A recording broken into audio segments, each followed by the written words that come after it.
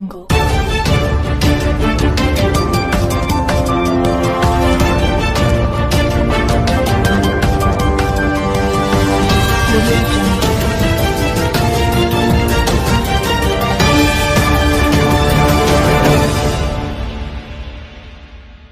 अस्सलामुअलैकुम नाज़रीन, आप देख रहे हैं लीडर है सियासत उर्दू न्यूज़ चैनल। मैं हूं सैयद खालिद असलम।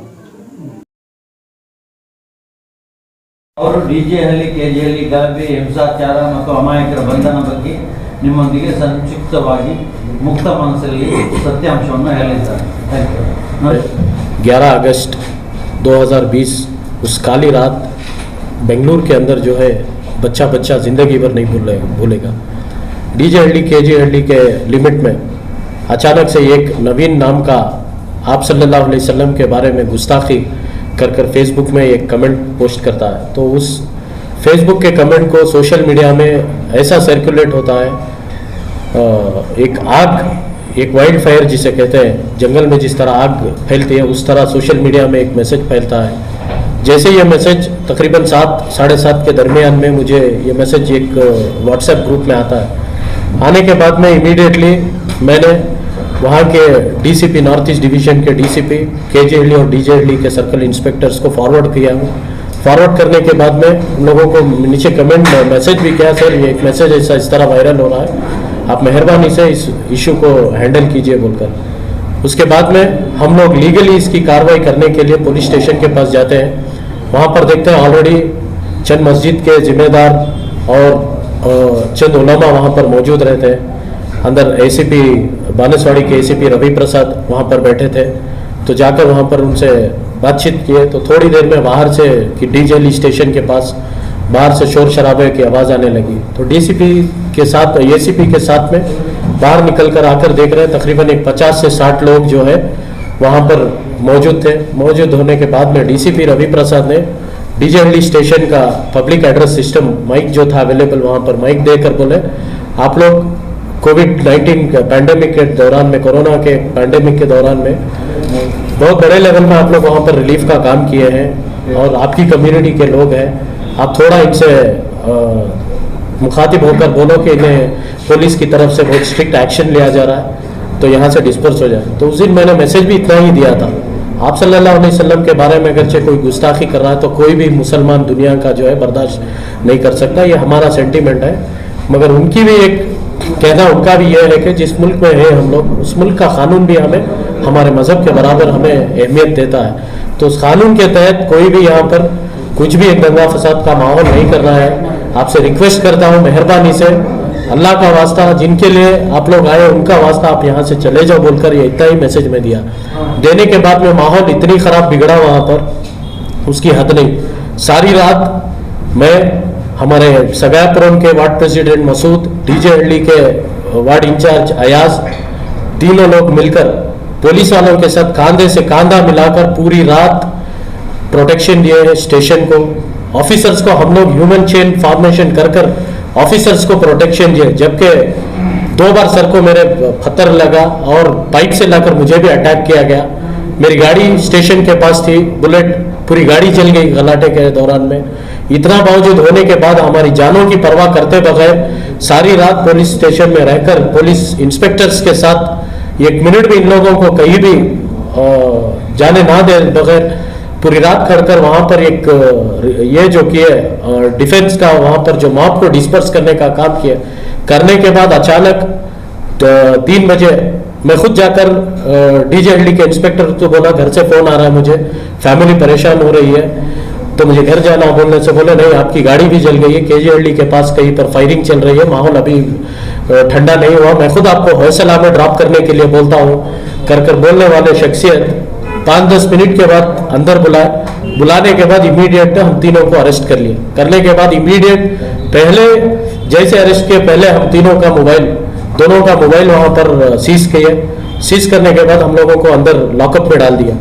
हम लोग हैरान परेशान हो गए, ये क्या हमारे साथ क्या कर रहे हैं सर, पूरी रात आप लोगों के साथ मिलकर इतना सारा हम लोग काम किए पुलिस वालों के साथ, जबकि कोई भी वहाँ पर जो रिजर्व पुलिस के लोग वहाँ पर तैनात थे कोई भी सामने आकर खड़ने के लिए नहीं तैयार था। हमें हमारी जान की परवाह किए बगैर पुलिस वालों की प्रोटेक्शन की, पुलिस स्टेशन की प्रोटेक्शन करने वालों के साथ आप इस तरह नाइंसाफी कर रहे हैं करके बोलने से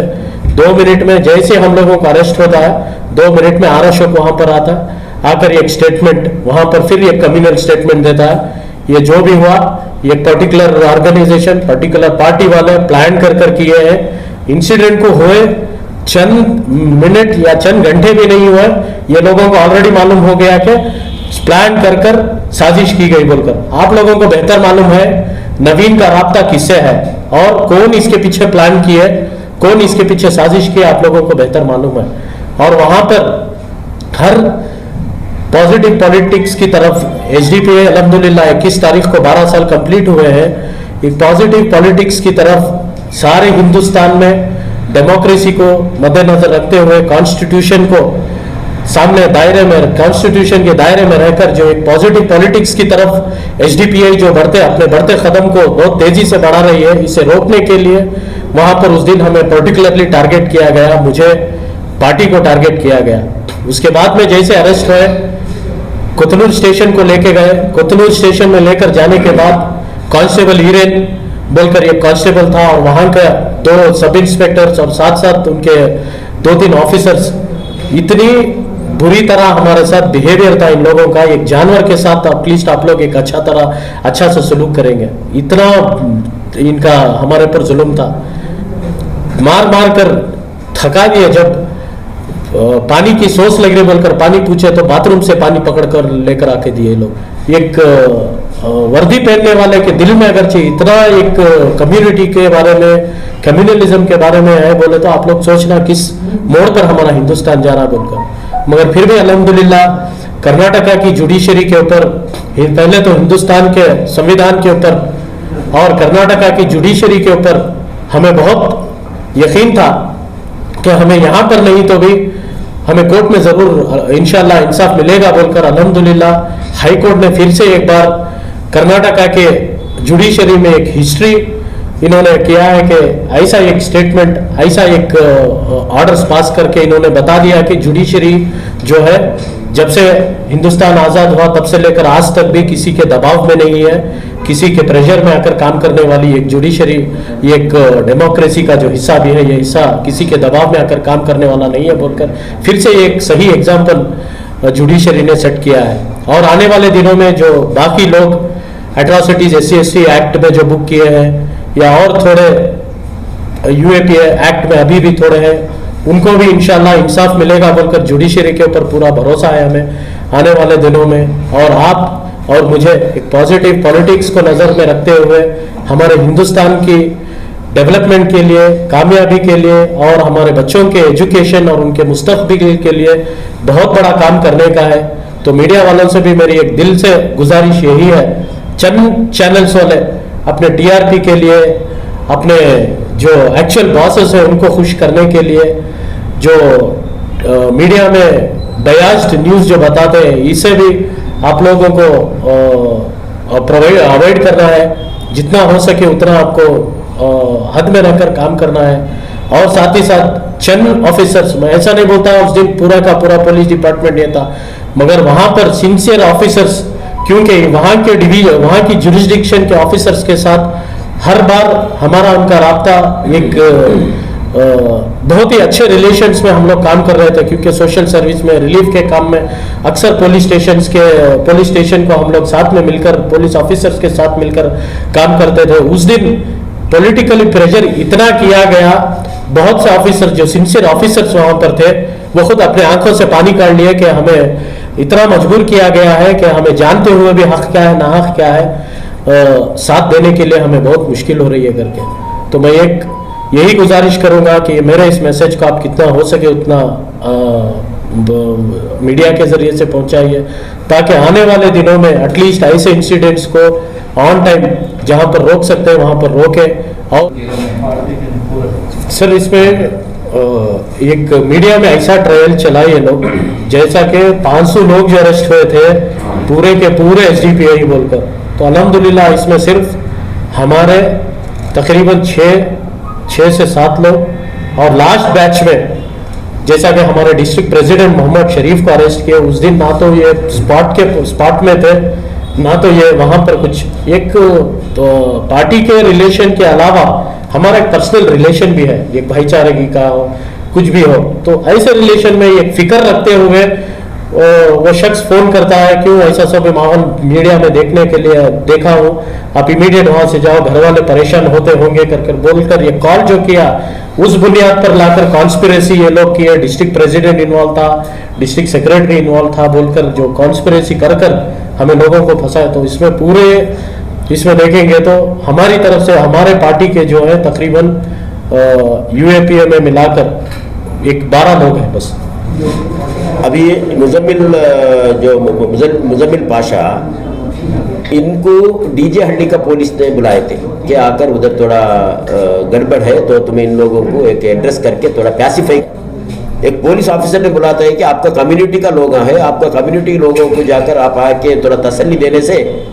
क्या होगा, थोड़ा सिचुएशन का हल्का होगा बोलकर बुलाकर, और उधर आर अशोक आने का, आर अशोक आके पुलिस ऑफिसरों के साथ बातचीत करने का, फिर उसके बाद फौरन बाहर आकर प्रेस मीडिया में बोलने का कि ये ऑर्गेनाइजेशन एक तंजीम है, एक पॉलिटिकल पार्टी है बोलकर दिखाने का क्या है कि दिस इज टोटली एक साजिश का तौर पे करे हैं और इसका पीछे पॉलिटिकल का बहुत सारा ये दिख रहा है। अभी ये जो मिलकर है हमने डिफॉल्ट बिल मिलकर है, जो एनआईए जब एक कोई भी एप्लीकेशन कोर्ट में मूव करने का है तो वो लोग क्या करना, ओपोनेंट एडवोकेट को नोटिस दे रहा है। ये लोग कोई भी नोटिस नहीं दिया ओपोनेंट एडवोकेट को, जैसा कि हमारा लीगल एडवोकेट सब जो इसके बारे में काम कर रहे हैं, तो ये रीजन दिखाकर हमने हाईकोर्ट में आज जमानत मिलकर है। सो अभी ऑलरेडी हमें 6 लोगों को रिहाई कर है कि डिफॉल्ट बिल में आइंदा दिन में हम दूसरे लोगों का भी जो जितना भी लोग जेल में है जो बेकसूर है, कोई भी गुनाह कर नहीं है, गलत कर नहीं है, तो उन लोगों को बाहर लाने का पूरे का कोशिश हम करने वाले हैं। और इसका पीछे का जो साजिश है, जो कर्नाटक में अभी जो रियासती जो सरकार है इनका टोटली फेल्यूर है, कोविड में फेल्यूर है, जो प्राइस हाइक में जो फेल्यूर है, और उनके अंदर का मामले भी सही नहीं है। तो सारे ग्रुप्स है, ये ग्रुप्स को डाइवर्ट करने के लिए एक पॉलिटिकल पार्टी को दिखाना था, जो पॉलिटिकल पार्टी इंडिया के जो कॉन्स्टिट्यूशनल फैब्रिक पे काम कर रहा है, डेमोक्रेसी का विश्वास रख के जो काम कर रहा है, उसको खत्म करने के लिए ये लोग ऐसा साजिश कर रहे हैं। हमें पूरे का पूरा इधर का कानून पर विश्वास है।